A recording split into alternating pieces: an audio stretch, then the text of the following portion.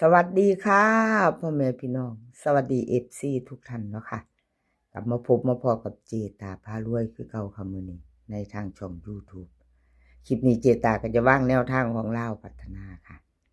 ลาวพัฒนาวันที่11เนาะมื้อนี้11เป็นวันพุธค่ะ2 ทุ่มครึ่งลาวพัฒนาออก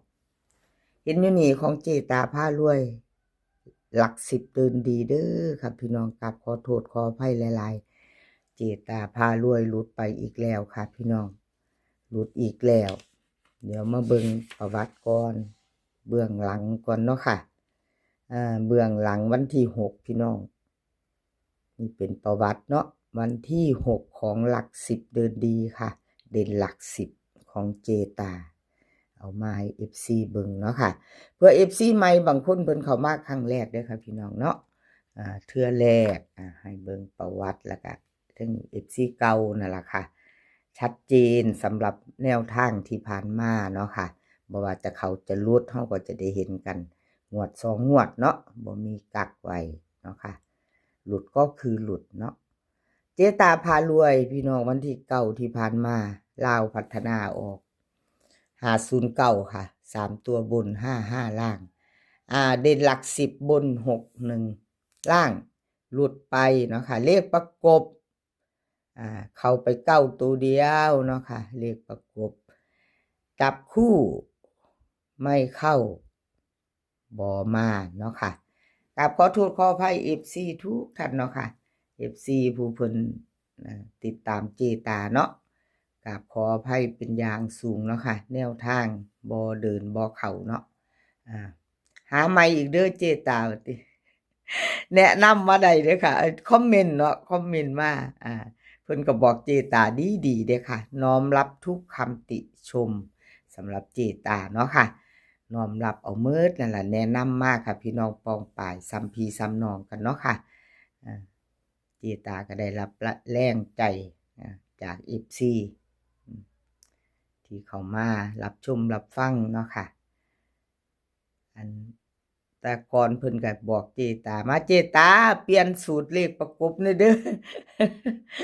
เอาดีๆต่อพี่น้องบอกมาบ่เข้าบ่เดินอะไรก็เปลี่ยนได้แล้วล่ะสูตรเก่าสูตรนั้นเพิ่นว่ามาดีๆน้อมรับทุกคำติชมเพิ่นเอิ้นว่าติเพื่อก่อเนาะค่ะติเพื่อก่อเนาะกราบขอบพระคุณหลายๆบ่เป็นหยังค่ะเจตาน้อมรับผมว่ามันบ่เข้าบ่อันนั้นเจตาก็เปลี่ยนได้แล้วหันหาว่าติแม่นค่ะเจตาก็หันหาอยู่สอกหาอยู่เนาะค่ะสอกหาอยู่พี่น้องเจตาก็หาอยู่ค่ะสูตรใหม่คำนวณเนาะคำนวณมา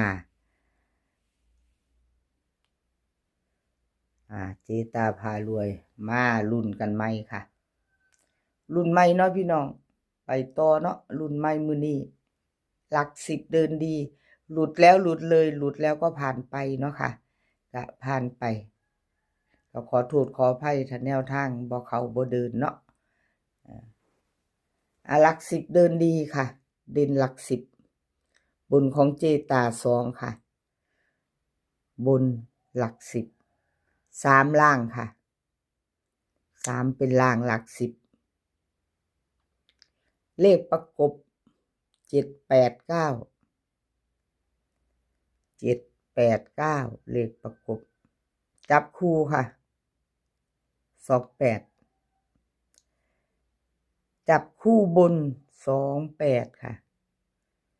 จับคู่ล่าง37เก้าบ่เอาบ่มีเนาะค่ะเก้าบ่เอาบ่มี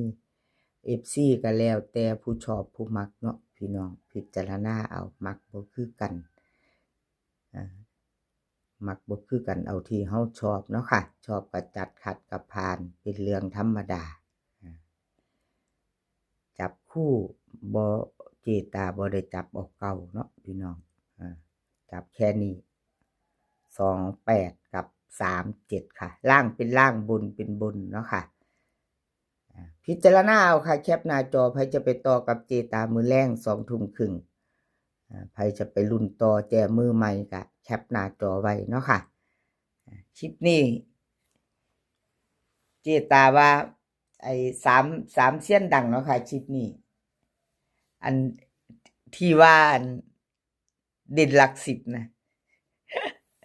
รุ่นใหม่ที่ว่าซอกหาเนาะพี่น้องเนาะเอาอีกแล้วว่าเจตาเจ้าซอกหาอีกแล้วติเอาไปต่อค่ะแคปหน้าจอไปต่อเลขล็อกอุดรค่ะล็อกอุดรค่ะพี่น้องล็อกอุดรมารุ่นใหม่มือนี้เนาะอันที่ผ่านมาค่ะประวัติเพิ่นให้เบิ่งประวัติก่อนเนาะ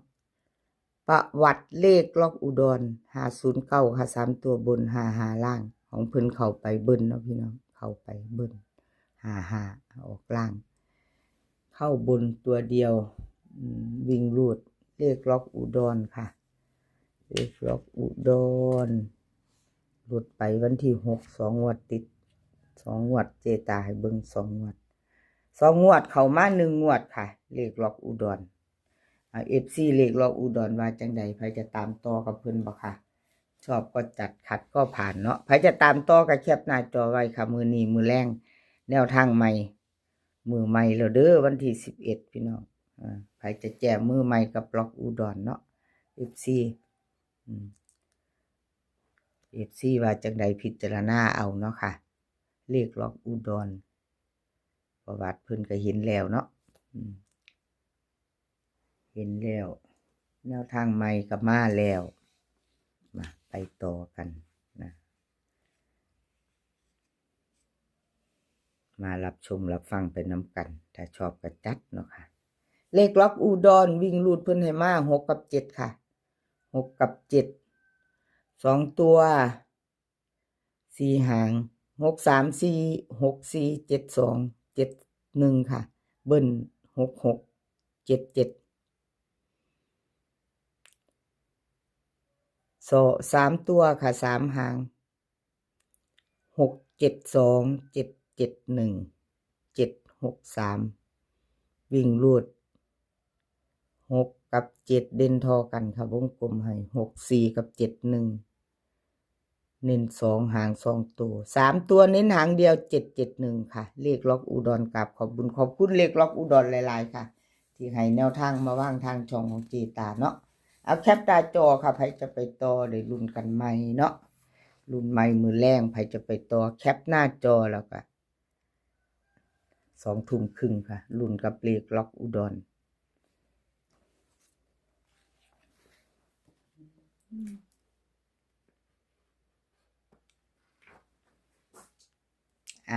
ไปต่อกับอเพชรค่ะกับขอโทษขออภัย FC แทดอเพชรนะคะแนวทางของเพิ่นบ่เดินวันที่509 3ตัวบน55ล่างค่ะเบิ่งประวัติเพิ่นอีก2งวดติดเด้อค่ะอเพชรกับขอโทษขออภัย FC ผู้เข้ามารับชมรับฟังเนาะค่ะผู้ติดตามเพิ่นเนาะพิจารณาใหม่ค่ะมื้อนี้ค่ะพี่น้องไปใหม่วันที่11มาแล้วเพชร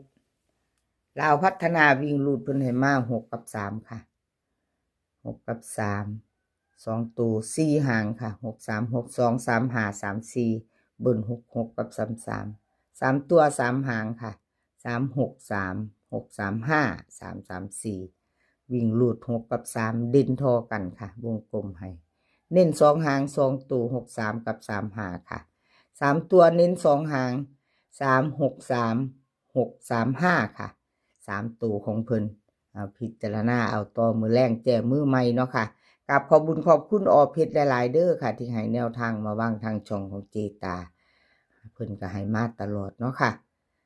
ให้แนวทางมาว่างทางช่องของเจตาตลอดเอา FC รับชมรับฟังเราเป็นจังใดชอบก็แคปหน้าจอไว้รุ่นมือแรงเนาะค่ะชอบก็จัดขัดก็ผ่านเนาะเลขทุกตัวเป็นเพียงแนวทางเนาะค่ะมื้อนี้ขอพี่น้องโชคดีกับลาวพัฒนา2 ทุ่มครึ่งค่ะให้โชคดีกันทุกคนขอให้มีความสุขมื้อนี้ก็ขอให้สุขภาพร่างกายแข็งแรงค่ะให้แข็งแรงกันทุกคน เดินทางไปไสก็ขอให้ปลอดภัยค่ะ เดินทางไปขอให้มีโชคกลับมาขอให้มีชัยคลิปหน้าพอกันใหม่ค่ะ